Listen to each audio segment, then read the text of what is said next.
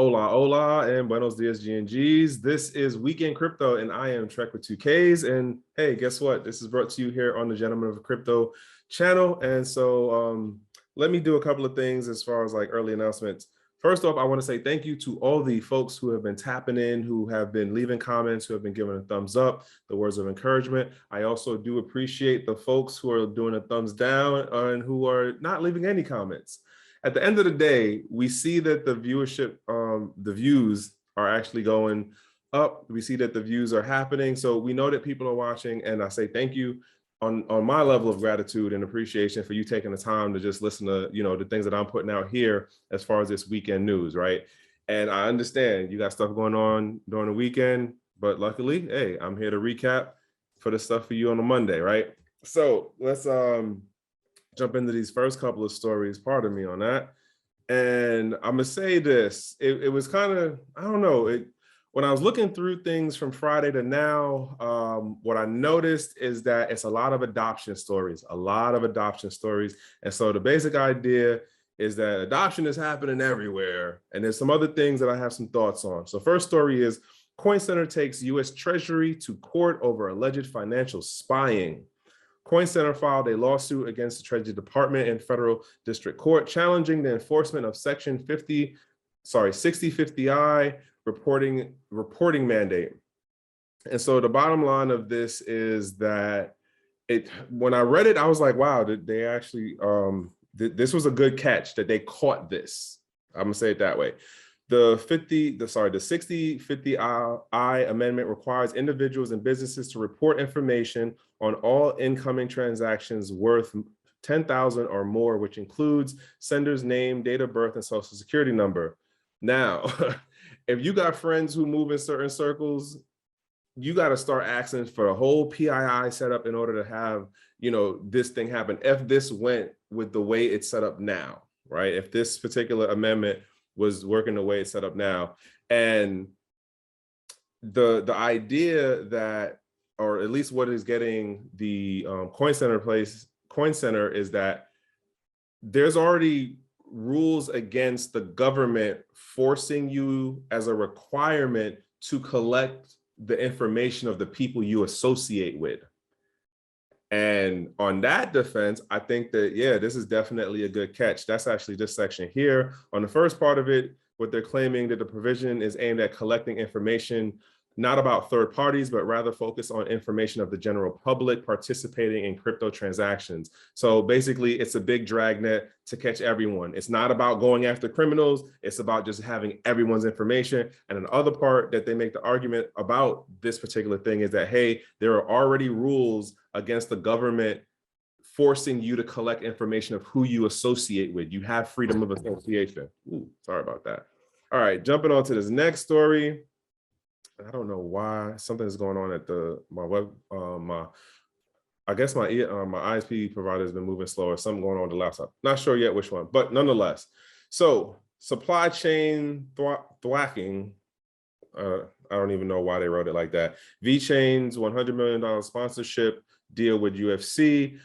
So basically, again, more adoption is happening. So we've already seen that UFC did a thing with Litecoin. They did something with crypto.com. Now here comes the deal with Vechain. And the basic idea is like for all the products and items that they're going to sell digitally or in the physical form, it's going to somehow show some Vechain logo on there. That's the bottom line of this particular article. And this is like one of the biggest deals of its time so far.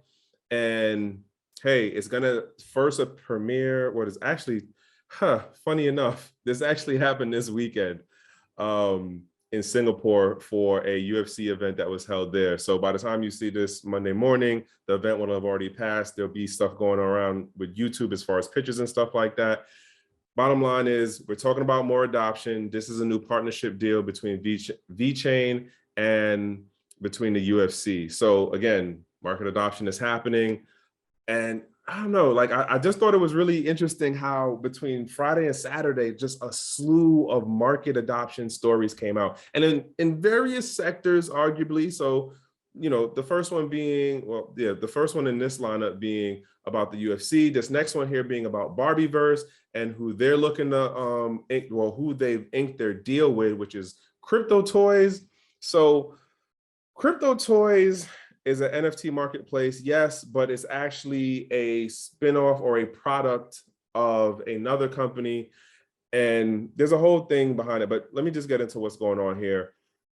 Mattel plans to use intellectual property featuring brands such as Barbie and Hot Wheels to create playable avatars sold as NFTs in upcoming metaverse, which makes me wonder about the Hot Wheels thing because Mattel did the deal with Wax blockchain, what is that, 2019 or 2018? So I guess that means that that deal's over, or it might be a separate lineup of things that they're going to have for what Crypto Toys is going to do. I don't know. I haven't looked into it that far. So here you have it that major toy brand Mattel has signed a multi-year partnership with forthcoming toy-focused non-fungible marketplace, Crypto Toys, to exclusively feature. Oh, that's the other thing that's interesting about this, because I was also digging around for the website and stuff. They haven't even launched yet. And the company that made them, which is On-Chain Studios, they don't even show anything on the On-Chain Studio site. I'm walking off onto the side right now. I'm sorry about that. Let me get back on focus, right? The bottom line is this is a new market adoption deal. I think that arguably this could be an example of what Vive, the digital asset thing, was trying to do with Fox and Marvel and them. And it also kind of gets me too, because I think this was the deal that, yeah, they're being built on Flow blockchain, which is what I believe did Top Shot. So I'm not saying people aren't going to make money off of this. I'm just saying, is it going to be an NFT in the true sense of you have full control of it? I don't know. I question some things. I could be wrong. I'm not the NFT expert, but I'm going to push on to the next story. You can see what website I'm on. This is a Cointelegraph story, so you can definitely deep dive in on this at your own leisure. I highly do encourage you to do your own due diligence and research, because I know some of y'all are going to see this in the next couple of weeks and days and months and be like, oh, I got to get in. Oh, I got to grab something. Oh, I got to flip it. Do your due diligence is what I'm saying, because we see how Vive turned out. I'm going to just leave it at that. All right, so Bloomberg Terminal supersizes its crypto coverage with 40 more coins. Again, we're just talking about market adoption. This weekend, especially with what's been playing out in consensus in Austin, Texas, it has really just been a lot of news adoption stories. And here's another one. So Bloomberg Terminal has increased its coverage to 50 crypto assets to give its institutional investors investor clients based better data about movement within the market. I'm not even going to go through this whole thing, but I'll read this other line here, right? Financial and technical information platform Bloomberg has vastly expanded its coverage of the crypto market after a decision to include data on top 50 crypto assets in the Bloomberg terminal. Here's the thing that gets me with this. If you have been in this space for any amount of time, you know that the top 100 cryptocurrencies don't say the same for like a quarter. The top 100 don't even stay the same, arguably, for what, 2 months. Now you're talking about trying to do it with the top 50? So I'm curious on, are they going to make that adjustment and like rotate through what they have? I don't know, but this is something to know. Again, another story of mass adoption in regards to the American markets, the American financial setup. Here's what's happening, which is so ironic because remember, this thing started out as we want to be away and opposite and not a part of the traditional financial system. Here we have it. Co-oping is all up in your face and nobody's batting an eye. But anywho, let me leave that one where it is, right? Mastercard to allow 2.9 billion cardholders to make direct NFT purchases.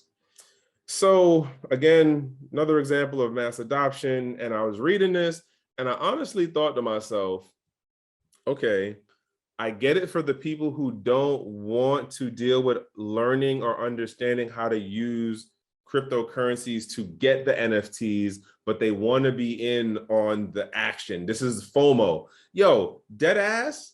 This situation right here is going to lead to a whole nother set of scams. It's going to lead to a whole nother set of financial situations for people. Why do I say that? Because you're now making it easier for people to make the purchase. Now, granted, you can argue that the technical side of like, oh, you would make the mistake and you'd purchase the wrong thing and it takes too much to do. But now that they made it more easier for you to get in and purchase the item, the scammers are already on this. We're going to start hearing those stories. I guarantee it. We're going to start hearing those stories. And the other part of it is, arguably, this just puts in another permission choke point, another gate guard into the already growing and encroaching KYC movement that has been going on in the space for like the last 4 or 5 years. Like, you're literally adding in another layer of gate guard and permission requesting. I don't know the word I'm looking for right now, but that's what I see when I read this story and what they're saying as far as how Mastercard and stuff works. You got a KYC, they can cut the service off. Hey, guess what? New gate guard. Just saying, a new choke point. But you know, I'm not saying people aren't going to have an easier access. I'm not saying people aren't going to make money in this new thing. I'm just saying there's caveats and there's trade-offs to this deal that is being proposed here for mass adoption and for getting more people into the space. Just saying, cash grabs. All right, so next thing is Huobi Global launches $1 billion investment arm focused on DeFi and Web3. I'm just gonna read these two parts right here. Digital asset Huobi Global has spun out a new investment arm focused on decentralized finance and Web3 projects, further highlighting venture capital's interest in the blockchain economy. Let me tell y'all something. Like this, as an example, this has already been going on as far as holding companies, investment firms, and other bigger financial institutions or other companies that deal within the financial world are already making their moves. This just so happens that now, arguably, this is a smart business move to do it this way for setting off a separate entity to be able to do the acquisition that brings it into your bigger ecosystem. Smart move. It's called Ivy Blocks, and the basic idea, so it'll have over 1 billion in crypto assets management to deploy. The spokesperson confirmed these funds have been earmarked to identify investing in promising blockchain projects. Basically, it's going to be business acquisition or talent acquisition. Those are the two things that will end up happening. But you know, they'll argue it out as something else. Nonetheless, this is what's going on. Depending on how you look at this and where you sit within the space, this can be a good thing. It's not financial advice. It is just something to note that, yeah, these things are happening. This is the way that the old money is coming into the space. They're coming in through arguably, they're coming in through the back door and the side door. But, you know, it is what it is. Like I said, this is the part of what I call the cobblestone to mass adoption, the cobblestone road to mass adoption. That's what I see this as. It's not going to look pretty. Not everybody's going to like it. We're going to get there, but it's not going to be absolutely how y'all think we're going to get there, right? Next story is Circle acquired Web3 platform Kaibabo, which I know I'm saying that wrong, bolstering its stablecoin adoption. I read this story and I was kind of like, what's going on exactly? So let me say, highlights I'm reading through. Circle, a peer-to-peer financial service firm, has acquired Kaibabo, a digital asset infrastructure platform. The deal would allow Circle to provide infrastructure as a service for firms wanting to develop Web3. Let me tell y'all something. I was just with Zay and I was with CB in Austin, and I said the same thing to CB and I said this to Zay. Like, from what I've seen for the couple of hours that I was at Consensus 2022 and when I was at Decentral, and what I've seen at a couple of the other events this year that happened earlier, is the new wave is fill in the blank as a service, Web3 as a service, blockchain as a service, metaverse as a service. This like Circle basically acquired this technology and integrating it into its like business model to be somewhat like a, let's say, Amazon, right? But what we're going to also do is we're going to make sure that the stable coin is a part of the deal, or at least you have to build off what your thing is going to be based on how our stable coin works within this ecosystem. Arguably, that might be the direction that they're working in. I'm not even going to bother to read the second highlighted part, because that's the basic idea of what this is. It's like Microsoft. Well, it's like Microsoft. No, not Microsoft. Basically, when you bought Windows-based computers and you had to buy the system with Windows on it, this is like, hey, we'll give you the white label service, we'll slap your brand on it, but you're going to have our stablecoin as a part of it. That's what I kind of see with this, but I might be wrong. I might be wrong. All right, jumping into this next one. Again, another example of crypto adoption, right? MoneyGram USDC transfer service launches in several countries. So this basically just happened. What day was this that this story came out? Yeah, so this was on Friday. Cross-border transfer service MoneyGram officially launched a stablecoin-powered payment channel on Friday, giving users the ability to send USDC payments worldwide that can be withdrawn as cash by recipients. Not gonna lie, that is a very, very big difference, because if you'd have just sent the crypto, they'd have still had to cash out unless they could find somebody who would accept the crypto for whatever the product or service is. X amount of times when you're dealing with remittances, though, people are trying to use it for what the thing is local, that's priced in that local currency. So it's not going to work to try to be like, hey, here's whatever crypto it is I have, let me get blah, blah, blah, especially if the local economy is not set up or aware or like looking to integrate a deal with the crypto side stuff, which X amount of the countries or populations outside of, like, I don't even know which country to say right now, but the bottom line is, I get it. This makes sense as a thing. We'll see how this works down the road. If you're somebody who does remittances a fair amount and you're trying to, help your relatives in other places have an easier way of doing it, as far as them not having to worry about dealing with the conversion to cash out, the cash out side of it, then, MoneyGram might be the new thing. I will say, though, they're saying that this service is going to be free for the next 12 months, but then they're going to charge after that.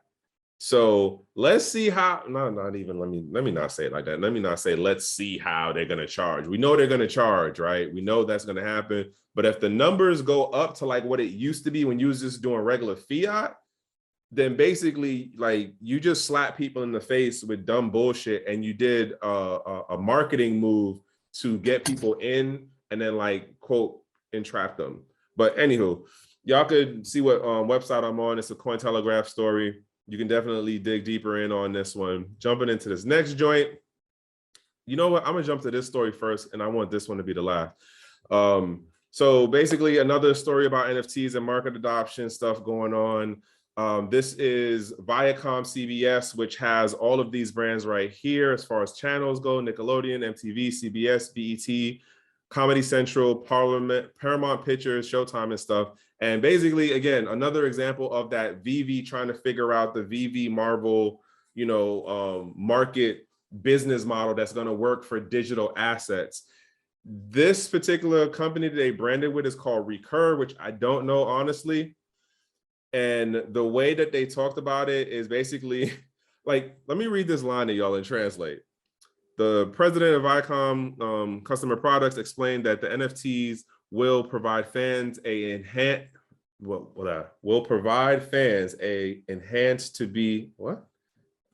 that will provide fans a chance to be a part of the broader experience of popular shows and films spanning multiple generations. That basically means we are figuring out a new line of product to be able to sell to you that can cross the same thing that they already do, which is off of the Disney model of where you follow as the fan grows up in age. You have a product that is able to hit them at each of those age groupings. This is what they're looking to do here. It's the same thing. Again, another example of market adoption. The other thing that I'm not really a fan of about this, though, is that they're talking about being blockchain agnostic down here, which then is like, okay, so Is this going to be on-chain stuff? Is this going to be off-chain stuff? Are you running the same Vive kind of model setup? It kind of, you know what? I can't totally judge it or call it. The point being is that Viacom is moving in on the space too, and they're trying to figure out what business model is going to work for them to sell you more digital assets, aka more products that is related to their brand and IP stuff. All right, y'all. Actually, oh, so yeah, so this turns into the whole thing about lobbying. And when I first initially read this story, it's like, caption is this: BlockFi hires lobbyists to streamline talks with policymakers. And then here's what I ran through. Increasing efforts to get on the same page with lawmakers. A BlockFi spokesperson said, BlockFi believes the key to success of the industry is appropriate regulation. The spokesperson added that the economy is eager to work with policymakers to help define the regulatory and tax environment for digital assets. Here's what I'm gonna say. I'm not even gonna read the rest of this to y'all. Here's what I'm gonna say. When I read through this story, because it also goes into, it talks about who they partnered up with, which was this Arnold and Porter, and there's another law firm group thing involved in it. So it's a 5-person team thing. That's not the part of the story that caught my attention, that made my brain tingle a little bit. It was when they started talking about that BlockFi had to pay $100 million back, but it doesn't talk about the other conditions that went into the deal, right? For them not registering their, it's not it's a securities thing, but it was another term that they used in here. The point being is that it made me question if part of the deal, I don't know if necessarily a spoken or in the written thing, because I didn't deep dive into none of this, was, hey, we'll hit y'all for $100 million. We already know BlockFi made more than $100 million since they've been out. We hit y'all for this much. Okay, y'all do what y'all do. By the way, the seat got 50 million, and then the other 32 states had to divide up the other 50 million between themselves.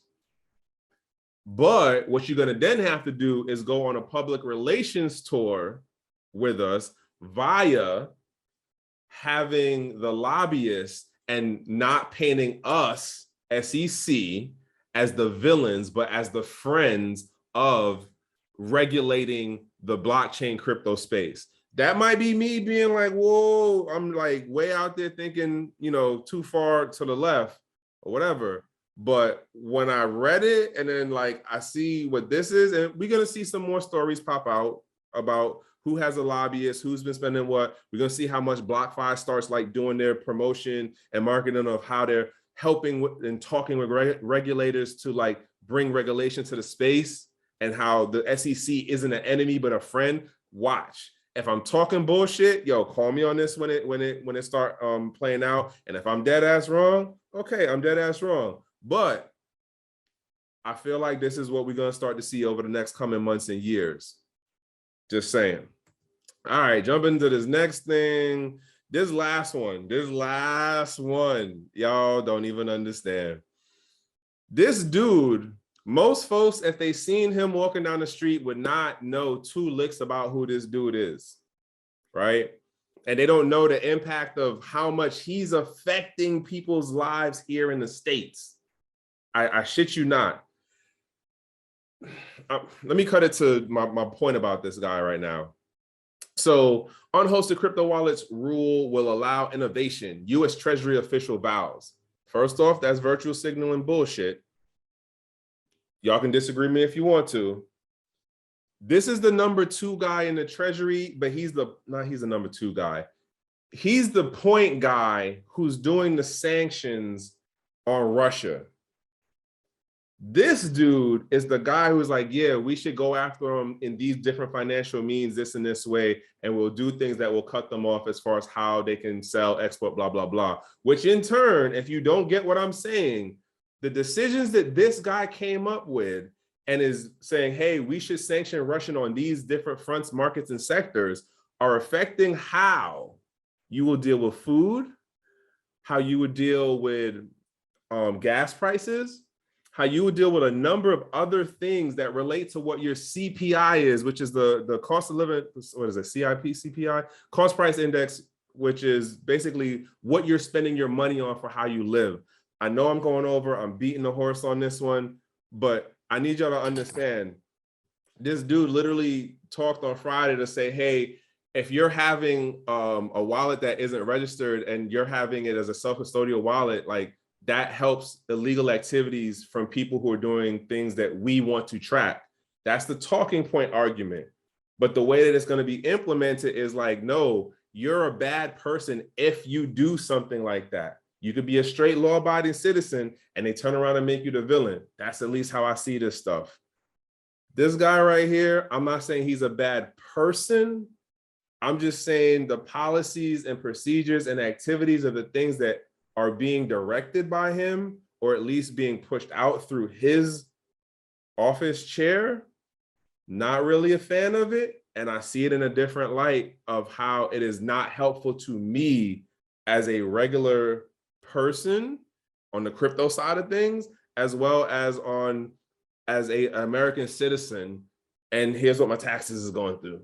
Like this dude who I didn't elect, who I didn't vote for, who I didn't have no say so on, but he gets to put in sanction things that negatively affect me. Do you know how much it is to put in gas in a Honda Pilot? I'm just saying, y'all, I didn't have a say so of this dude being in the position he's in. I'm sorry I was beating the horse on that one, y'all. The point being is, this guy's talking out his ass, in my opinion, but nonetheless, at Consensus 2022, him and other political people in his environment are being touted as friends of the community and bigger friends of democracy and the American way and blah, blah, blah. I'm not telling you what to believe, honestly. You can just hopefully do your due diligence and research and look at people's track records and see how these things play out, and you come to your conclusion. And I'm gonna leave it on that one. I'm sorry that I went on a rant about this one, but that's just how I interpret this dude's activity. And yeah. Other than that, G&Gs, I'm gonna close it out with this, right? I am Trekk with 2Ks. This is Weekend Crypto. Sorry, y'all know I do more than one channel, so I'll be messed up sometimes. But this is Weekend Crypto, and I'm Trekk with 2Ks, and there were a number of things that happened this weekend, but I had to cut it down to this. And so hopefully something caught your attention, something caught your eye, you know, and you're gonna do a little bit more due diligence and research on your own. And hey, you're at least more aware, right? Other than that, this is the Gentleman of Crypto channel. I'm Trekk with 2Ks, and I hope y'all have a good week. One.